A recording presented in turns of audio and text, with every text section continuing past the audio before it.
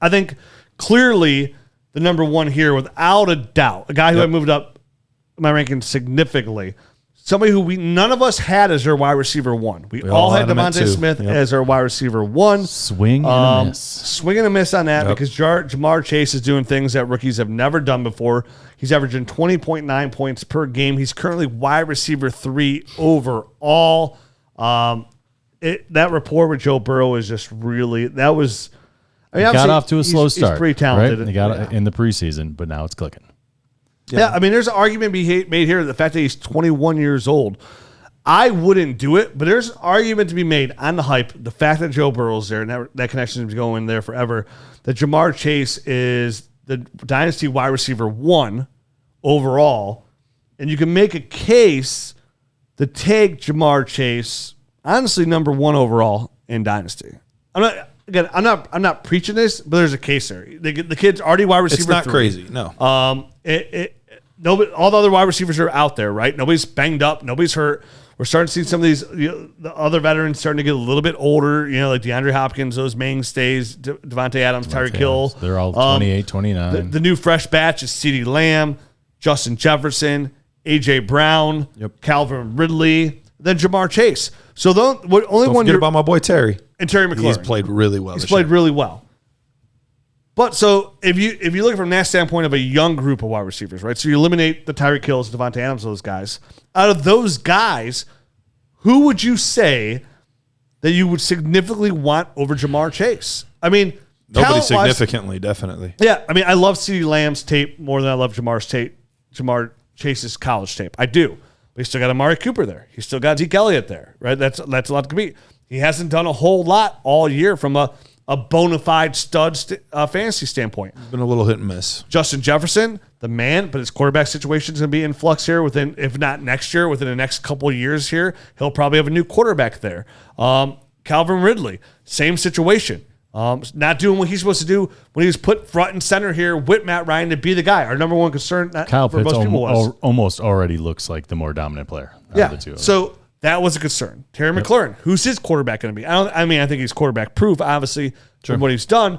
But the case here then is obviously Jamar Chase, first round pick, not going anywhere. The Bengals re-sign their guys every time. Joe Burrow not going anywhere. This is a pairing, a duo that you're going to have for the next 10 years in Dynasty. And that is, when you get something like that laid out in front of you, if there's a player like Justin Jefferson, CeeDee Lamb, Terry McLaurin, A.J. Brown, with those mild uncertainties, right? Those mild uncertainties, that's where I get to the point that leads me up to Jamar Chase being the one because, all right, worst case, maybe he's like wide receiver 5, a bump like that. Obviously, we've seen Calvin Ridley, way worse than that if there's a mild hiccup. Justin Jefferson's doing just fine. But there's, you know what I mean? Nobody else is dominating at this kind of level or this high up. Justin Jefferson was wide receiver 4 from week 3 on, going on in there. But, I mean, that's my case for Jamar Chase. It's like he looks so damn good already. If somebody took him 1-1, I'm almost talking myself into it. Like, if somebody took Jamar Chase 1-1 overall, I wouldn't be like, whoa, what are you doing there, Kemosabe?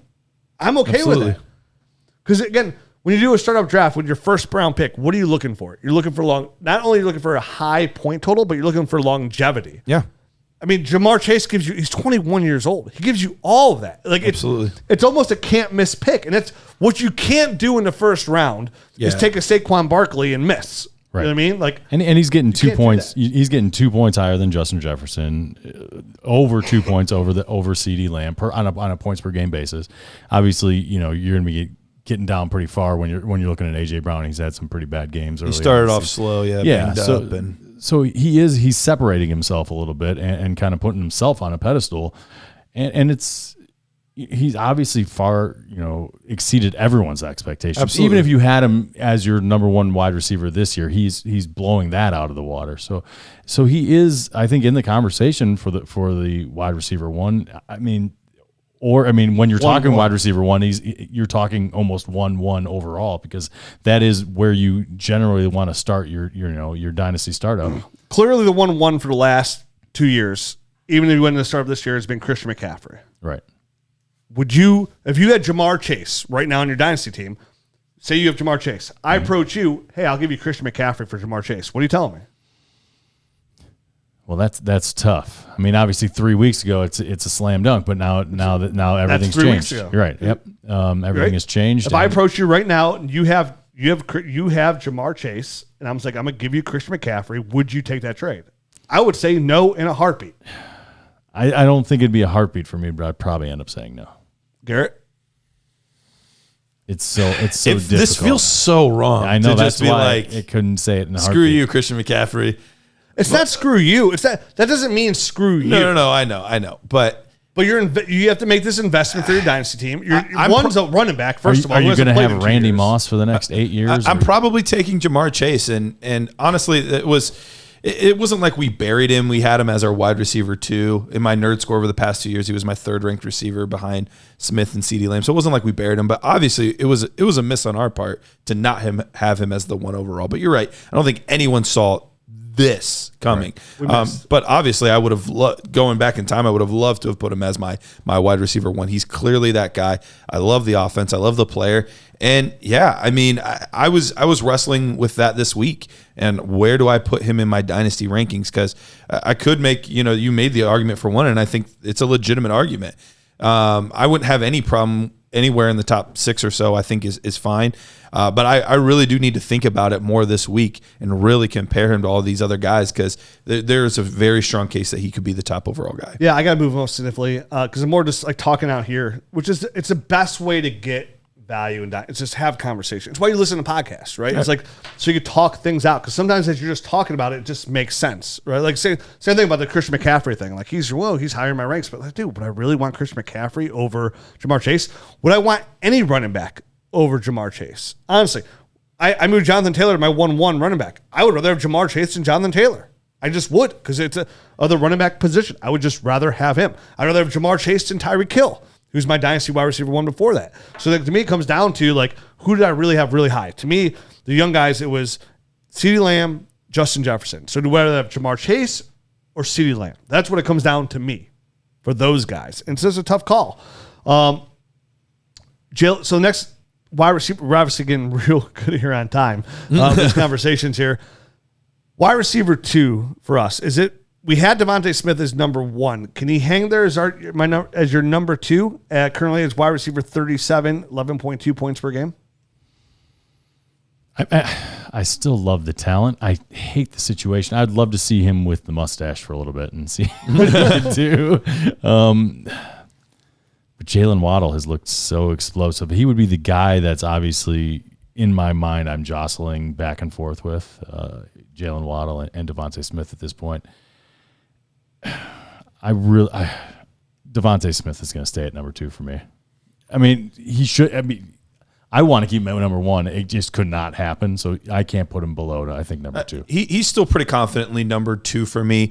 Yes, there have been some games where he's not produced amazingly well, but this is just an offense the entire offense is just struggling, unfortunately.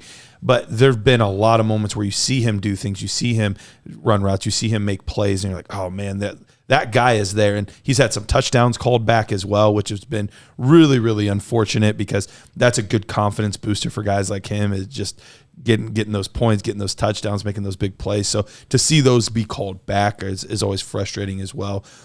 I still think he is a wide receiver 1 in the NFL. I think his talent is there. It's easy over a 2 or 3 week period where things haven't gone amazingly well to get frustrated, to get nervous. We shouldn't even base that short of a time period on any player, but especially rookies. So even though I think Jamar Chase has shown enough to definitely be the top guy, I still believe a lot in Devonta Smith, and I still think he's a very talented wide receiver. Yeah, I still love him. My top 3, and it was like my own tier. And I said before, I had it Devonta Smith, Jamar Chase, Jalen Waddle, and I was really big on Jalen Waddle this year. I remember when Jared texted me earlier, he's like, "Oh, if you love Henry Ruggs, you're going to love Jalen Waddle," and I loved him. I had him pretty high. I think I was the highest of us 3 on Jalen Waddle. I'm the same thing with Devonta Smith. I think Devonta Smith is actually probably a pretty. Not a buy low, because it's not like his price has dropped, but I think that price has dropped a little bit from where it was 4 months ago. Sure. And I'm buying that dip 100% because I think Jalen Hurts is holding him back. And I think once they get better up their quarterback situation, I think Devonta Smith has a very, very bright future. You mentioned explosiveness with Jalen Waddle. God forbid they get Deshaun Watson and Waddle together, and they get pull the wool fuller and take the top off. Honestly, Tua's played a lot better. He's looked good. Spoiler alert, he's my buy for the next episode. I'm going to talk about him. He's looking, but he's not Deshaun Watson. No, he's not Deshaun Watson. That's all I mean by that. But if I'm the Dolphins, I would rather keep Tua and all of those draft picks and build around him personally. So those are our top three. How about this? How about we just, for the rest of the three, we won't go in depth about it strictly because we don't have time. If you want to talk about it, we're on Twitter. I'm at Dynasty Rich. I'm at Dynasty Matt. I'm at Dynasty Price. We're there.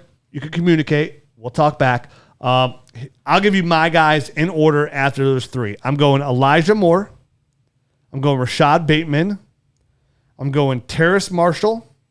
I'm going Rondale Moore. I'm going, oh, God, Kadarius Toney looked pretty damn good in those games. Back it up. I'm going Elijah Moore, Rashad Bateman. Do it. Kadarius Toney. Yes, that's mine. All right. Kadarius Toney. He looked too damn good in that limited time frame. I want to see how he does with everybody else, but I really like the routes he was running. Terrace Marshall, Rondale Moore, amon-ra St. Brown. Couldn't have done it better myself, sir. Exact same list. Continue. All right, well, you guys are boring. For me, after that, then it's going to be Rashad Bateman first, then Elijah Moore. I really loved Bateman's tape. He's looking like that guy, even coming off the injury. Close. Those two are very close. But yeah, I do love Moore. It's been tough. He's been getting open, just not getting the ball as much. So that's been tough. He made a touchdown last week on a handoff, and he ran really well through the traffic. He looked really good. Yeah, he's a talented player. Yeah. So Bateman and Moore, so I have those flipped. I would be going. Come on, Toney looked really good. I'm probably going Toney, then Moore. So I have Moore a spot higher, then Marshall, and then I might have amon-ra over Marshall. I haven't been impressed with Marshall overall so far.